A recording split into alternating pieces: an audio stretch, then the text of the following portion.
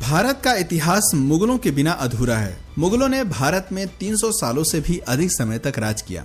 बाबर, अकबर और शाहजहां से लेकर बहादुर शाह जफर तक कई मुगल शासकों ने दिल्ली की राजगद्दी से भारत में शासन किया।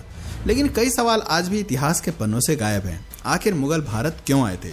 मुगलों ने भारत में अपना साम्राज्य कैसे स्थापित किया?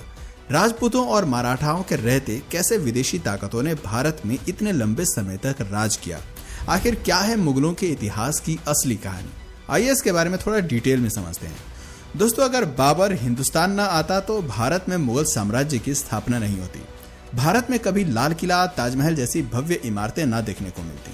बाबर का असली नाम जहीरुद्दीन मोहम्मद था। उसका जन्म 14 फरवरी 1483 को फरजाना में हुआ था। फरजाना आज के समय में उज्बेकिस्तान के अंतर्गत आता है।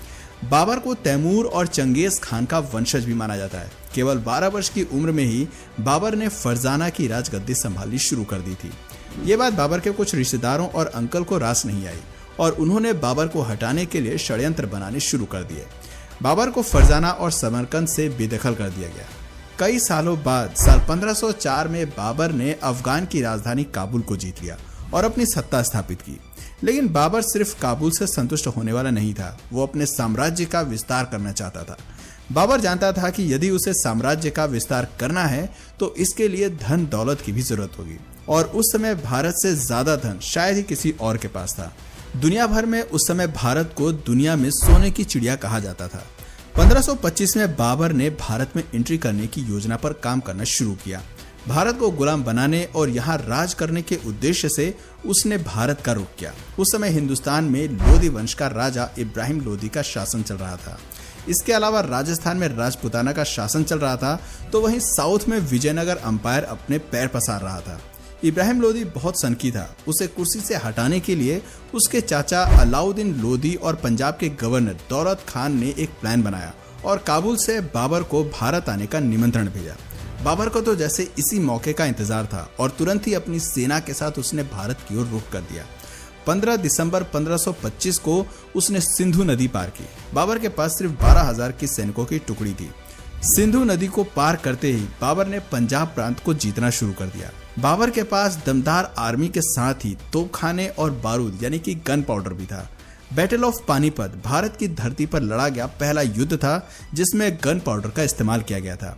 बाबर एक कुशल आर्मी कमांडर भी था। उसे युद्ध का बहुत अच्छा खासा तजुर्बा था, साथ ही उसकी स्ट्रेटजी भी कमाल की थी। वहीं दूसरी ओर इब्राहिम लोधी के पास 1 लाख सैनिकों की विशाल आर्मी थी, जिसमें पैदल सैनिक, हाथी, घोड़े, बैलगाड़ियां सब कुछ थी।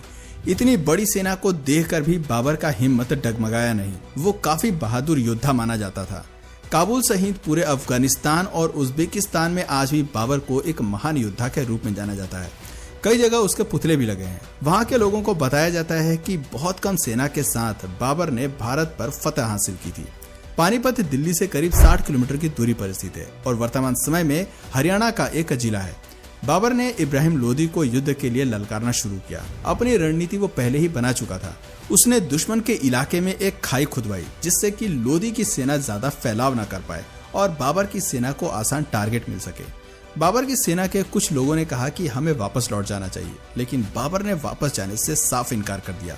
उसने कहा कि हम इतनी दूर आए हैं तो अब दिल्ली जीते बिना वापस नहीं लौटेंगे। बाबर अपनी सेना की प्लानिंग भी बहुत अच्छी तरीके से करता था। सबसे आगे स्काउट्स खड़े होते थे जो दुश्मन सेना की खबर बाबर तक पहुंचाते थे।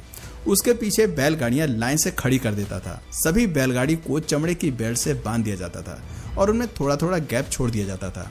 उन गैप्स में सैनिक तीर कमान लेकर खड़े होते थे और बीच में थोड़ी थोड़ी दूरी पर ही तोपखाने भी तैनात कर दिए जाते थे। सैनिकों के पास जो तीर कमान होते थे वो भी कोई साधारण नहीं थे। उनकी डोरी खींचने में ही काफी ताकत लगती थी। एक तीर 600 मीटर की दूरी तक जा सकता था, जो करीब 7 फुटबॉल के स्टेडियम के बराबर है। हर 5 सेकंड में सैनिक तीर चला सकता था और एक तीर 4000 पाउंड का फोर्स क्रिएट कर सकता था। बाबर के पास एक वेल ऑर्गेनाइज्ड आर्मी थी। दूसरी ओर लोधी की सेना ने भी मैदान में डेरा डाल दिया, जिसमें 1 लाख से अधिक सैनिक थे। लेकिन इतिहासकारों ने लोधी की सेना को सेना न कहकर बल्कि मेले का नाम दे दिया। बाबर और लोधी दोनों ही सामने वाली सेना के पहले आक्रमण करने का इंतजार कर रहे थे। बाबर जानता था कि उसने पहले अटैक किया तो उसके जीतने की संभावना कम हो जाएगी। 19 अप्रैल 1526 की रात को वो अपनी सेना की एक छोटी सी टुकड़ी को लोदी के कैंप में भेजता है। जैसे ही कुछ सैनिक लोदी के कैंप के पास पहुंचे, लोदी की सेना ने उन पर हमला कर दिया। बाबर के सैनिक वापस लौट आए और कुछ सैनिकों की मौत भी हो गई। इससे लोदी खुश हो गया और सोचने लगा कि बाबर की सेना को हराना काफी आसान है। लेकिन असल में बाबर ने तो मछली पकड़ने के लिए सिर्फ दाना फेंका था।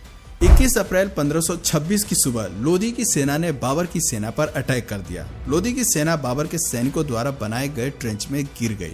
वहां से बाहर निकलने में उन्हें जितना समय लगा, इतनी देर में बाबर ने तोप चलाने का आदेश दे दिया। लोदी ने सेना में सबसे आगे 300 हाथी तैनात किए थे। उसे लग रहा था कि हाथी जल्दी ही सामने वाली सेना को पछाड़ देंगे, लेकिन होता इसके बिल्कुल विपरीत है।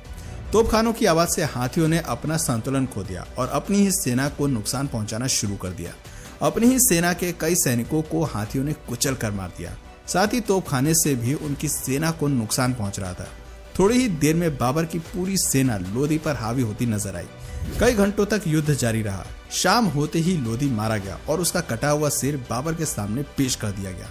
इस युद्ध के बाद बाबर को अच्छी खासी धन दौलत मिली।